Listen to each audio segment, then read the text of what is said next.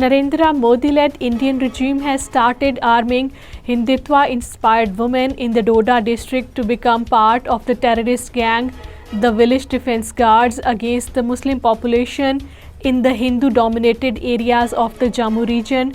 According to Kashmir Media Service, initially a group of 250 are being trained to become the Village Defence Guard members. Presently, there are more than 6,000 Village Defence Guard members which are regularly paid by the Modi regime.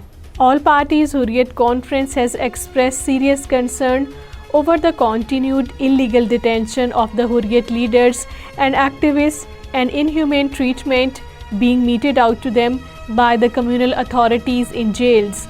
According to Kashmir Media Service, APHC spokesman in a statement issued in Srinagar said the detainees lodged in hell-like Indian jails have been deprived of the legal rights and the basic amenities. Contrary to the tall claims of the Indian occupation regime, over 26.5% graduates in the Ladakh part of the occupied Kashmir are unemployed, a government survey has revealed.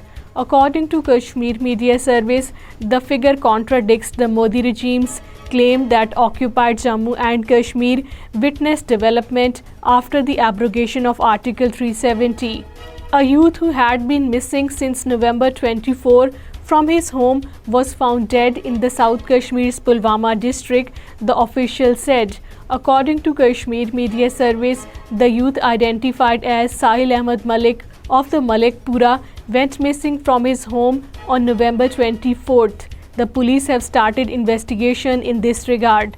People's Democratic Party President Mehbooba Mufti, while breaking the barriers of fear woven by the Narendra Modi-led Indian regime in occupied Kashmir, has called upon New Delhi to stop government-sponsored terrorism in the territory. According to Kashmir Media Service, Mehbooba Mufti, addressing a highly charged gathering of her party workers in the Kupwara, raised many slogans.